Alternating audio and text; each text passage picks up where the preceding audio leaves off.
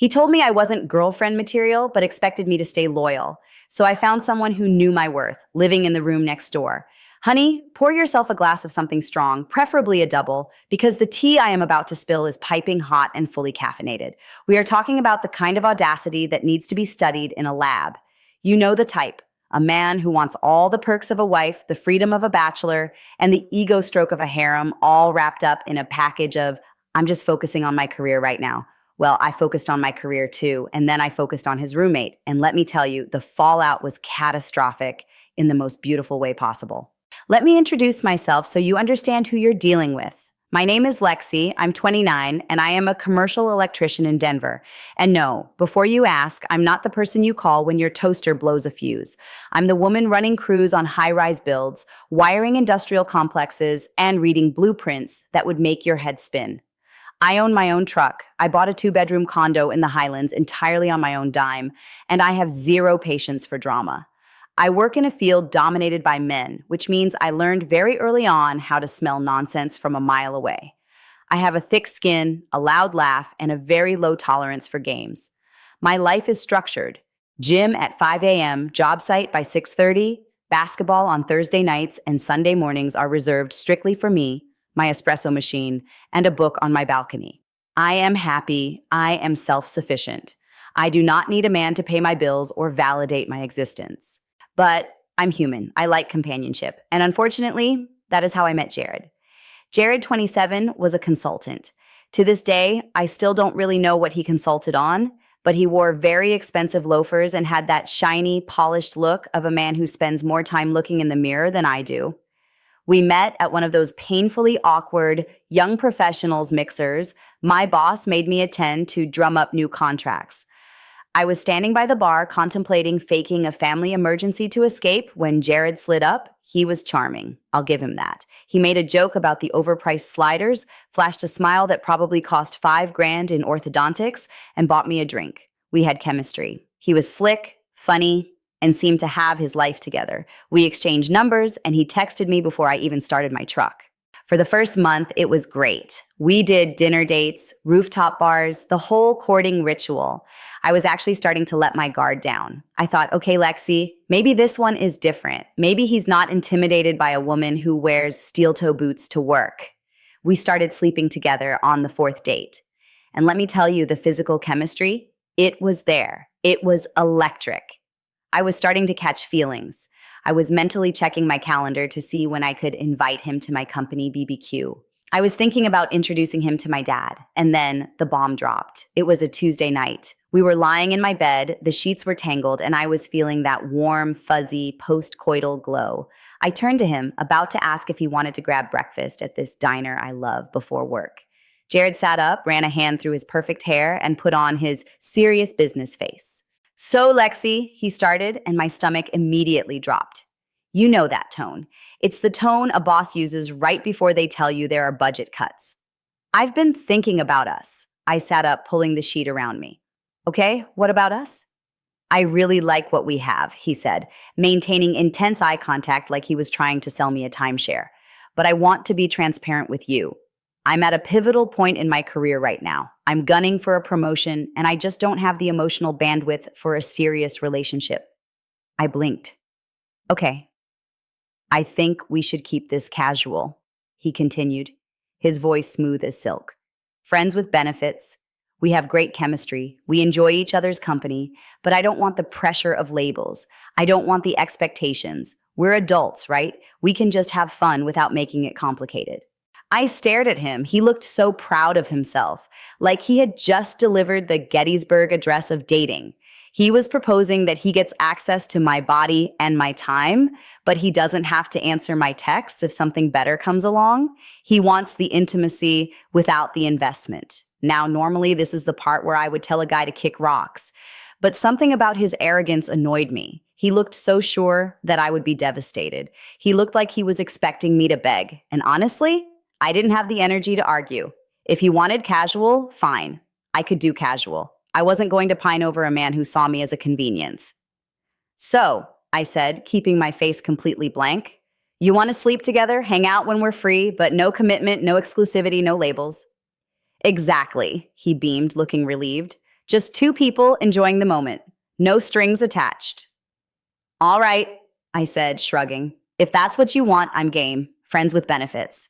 Jared kissed me like he had just won a prize. You're amazing, Lexi. Most girls get so emotional about this stuff. I knew you were cool. Oh, honey, I'm not cool. I'm indifferent.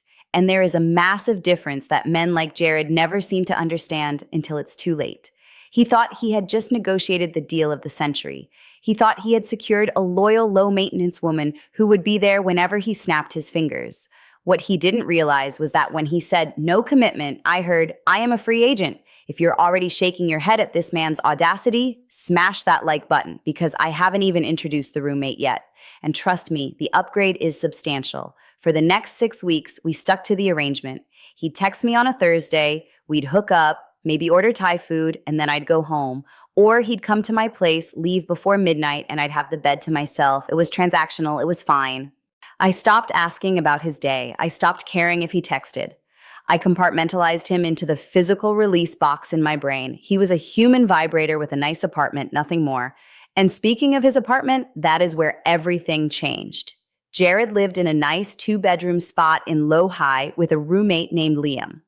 I had been to Jared's place probably 10 times, but I had never seen Liam. Jared barely mentioned him, other than to complain that Liam owned too many bikes or bought the wrong brand of almond milk. One Saturday afternoon, Jared texted me, "Hey, can you bring your drill over? The bracket on my TV mount is loose and I don't have the right bit." Classic. I'm a commercial electrician, so naturally, I am also the unpaid handyman for everyone I know. But I was in the neighborhood and I figured I could fix it in 5 minutes. I showed up with my tool bag. Jared buzzed me in, but when I got to the door, it wasn't Jared who opened it. It was Liam. Liam was different. Jared was polished, manicured, and smelled like expensive cologne. Liam opened the door wearing gym shorts and a faded t-shirt covered in drywall dust. He had dark, messy hair, broad shoulders, and the kind of forearms that come from actually lifting heavy things, not just doing bicep curls in front of a mirror. "Oh, hey," he said, blinking in surprise. He had a smudge of dirt on his cheek and the warmest brown eyes I had ever seen. "You must be Lexi. Jared mentioned you were coming to save the TV." "That's me," I said, shifting my tool bag. "The on-call repair service." Liam laughed, and it wasn't a polite networking event chuckle. It was a full, deep belly laugh. "Come on in." Jared ran out to grab beer. He said he'd be back in 10 minutes, which means 20. I walked in. The apartment was nice, but I immediately noticed a project happening in the corner of the living room. There was a dismantled mountain bike and a bunch of tools spread out on a drop cloth. "Sorry about the mess," Liam said, noticing me looking. "Replacing the suspension fork, it's been a nightmare." "You ride?" I asked, setting my bag down. "Yeah, mostly trails out near Golden. You?" "I don't ride, but I respect the mechanics," I said, walking over to the bike.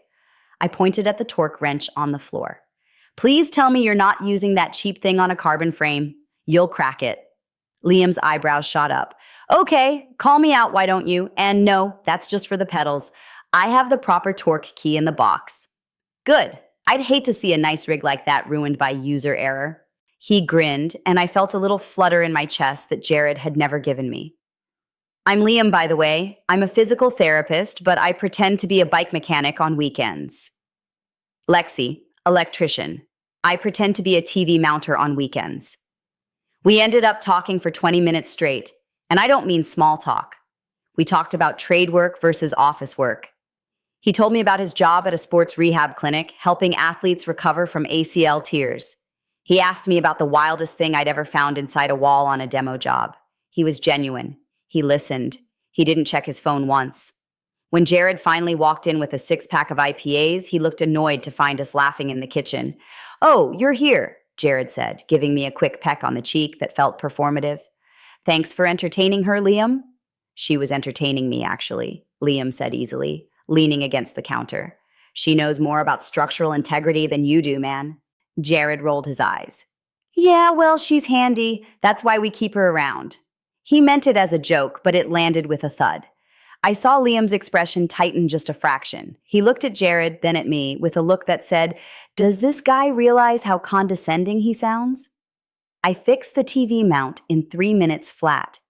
Jared barely said thank you, just started flipping through channels. But as I was leaving, Liam walked me to the door. Hey, he said quietly. It was really nice meeting you. Actual pleasure. You too, Liam. Good luck with the suspension. Thanks. Maybe I'll ask for your consulting services next time I'm stuck. I walked to my truck, feeling weird, alive. It was the contrast, you know? Jared treated me like an accessory. Liam treated me like a person. Over the next month, the dynamic shifted. I started coming over a little earlier or staying a little later, hoping to bump into Liam. It wasn't planned, it just happened. One Wednesday, Jared was stuck on a conference call in his room when I arrived. Liam was in the kitchen making a protein shake. Hey, Sparky, Liam greeted me using the nickname he'd given me.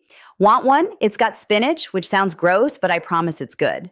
I'll trust you, I said, hopping up onto a bar stool. We sat there drinking green sludge and talking about hiking. I mentioned I wanted to try this new trail up near heavy elevation, but didn't want to go solo because of the mountain lion sightings lately. I'm actually heading up there this Saturday, Liam said, casually leaning on the counter. His arms were crossed, and I tried very hard not to stare at his biceps. I usually go with a buddy, but he bailed. You should come. I promise to fend off any mountain lions. I froze. Was he asking me out, or was this a roommate thing? Oh, I said, I don't know if Jared would want to hike.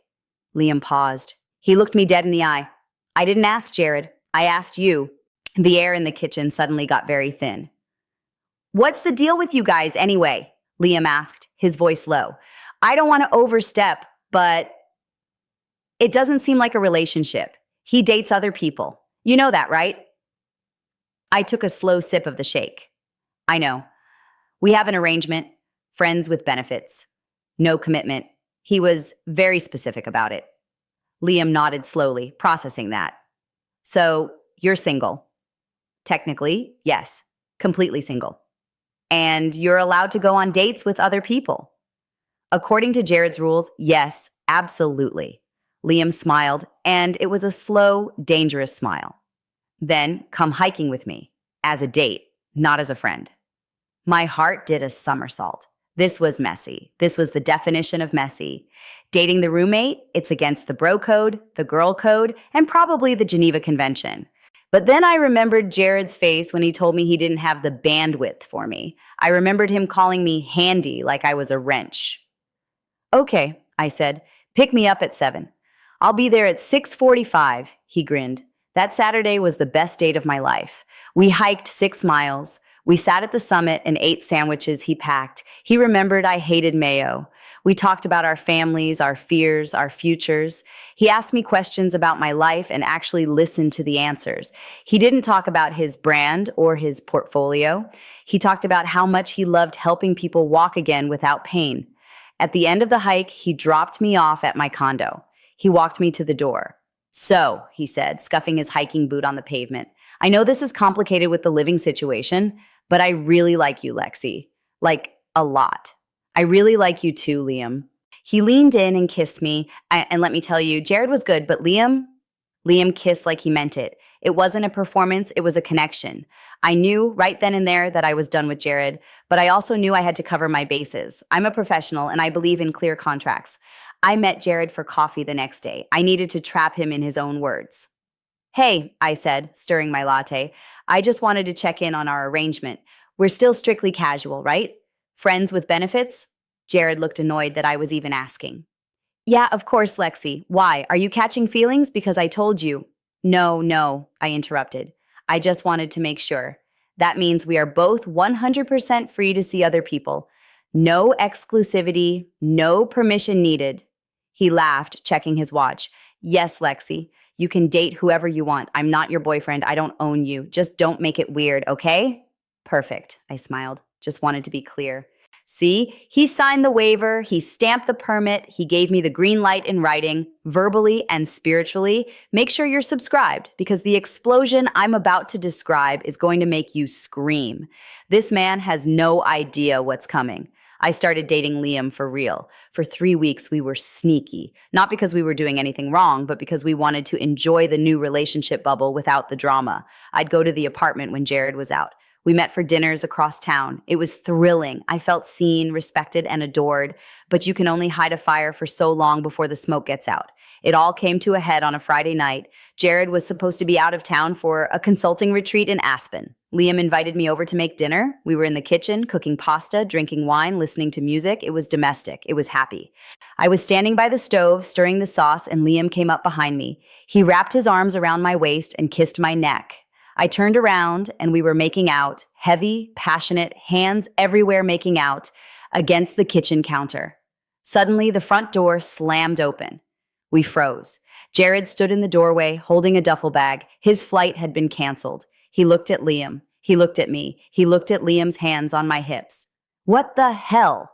Jared dropped his bag. Liam didn't flinch. He didn't jump away like a guilty teenager. He just straightened up, kept his arm around my waist, and looked at his roommate calmly. Hey, man, Liam said. Thought you were in Aspen. What is this? Jared's face turned a shade of purple I've only seen on bruised fruit. Are you hooking up with Lexi? We're dating, I corrected him, my voice steady. Dating? Jared choked on the word. You're dating my roommate? Are you insane? I don't see the problem, I said, leaning back against the counter. We're friends with benefits, remember? No commitment, no labels. You told me 2 weeks ago that I could date whoever I wanted. I didn't mean him, Jared shouted, pointing a shaking finger at Liam. That's my roommate. That's against the code, man. You don't touch my girl. Liam stepped forward, placing himself slightly in front of me. She's not your girl, Jared. You made that very clear to her. You told her she wasn't girlfriend material. You told her you didn't want to invest in her. So I did. Oh my God. When I tell you I almost swooned, you didn't want to invest in her, so I did. Put that on a billboard. Jared looked like he had been slapped. This is a betrayal. This is snaky behavior. You're snakes. How is it a betrayal? I asked, crossing my arms. You didn't want me. You just wanted to keep me on a shelf for when you were bored. You can't hoard people, Jared. You let me go. Liam caught me. Get out, Jared sputtered. Both of you, get out of my apartment. I live here, Liam said calmly. My name is on the lease. I'm not going anywhere. I can't look at you right now, Jared screamed, grabbing a vase from the table and throwing it at the wall. It shattered. Classic toddler tantrum. Okay, Liam said, his voice dropping an octave. We're leaving. Lexi, let's go to your place. We grabbed our stuff and walked out past a fuming, red-faced Jared. As we waited for the elevator, we could hear him screaming into his phone, presumably calling one of his bros to complain about how he was the victim. The fallout. That night, Liam stayed at my condo. We stayed up until 3 a.m. talking about it. He was worried he had ruined his living situation, but he wasn't sorry. I'd do it again, he told me, running a hand through my hair. He didn't appreciate you. I wasn't going to let that slide just because we share an electric bill. The next few days were chaos. Jared went on a smear campaign. He posted vague, sad boy quotes on his Instagram story about loyalty and snakes in the grass. He texted Liam novels about how he broke the brotherhood. He even texted me a long, rambling message about how I did this to hurt him and how I was manipulative. I replied with a screenshot of our text exchange where he explicitly said, I'm not your boyfriend. I don't own you. He didn't reply. Update 1. 2 weeks later, the living situation became untenable. Jared was being petty, leaving dirty dishes in Liam's bed. Yes, really. Blasting music at 4 a.m. and bringing random girls over just to be loud. Liam is a patient man, but everyone has a limit. We were sitting on my balcony one Sunday morning and I looked at him. Move in with me, I said. He looked at me over his coffee cup. It's been a month of real dating, Lexi. That's fast.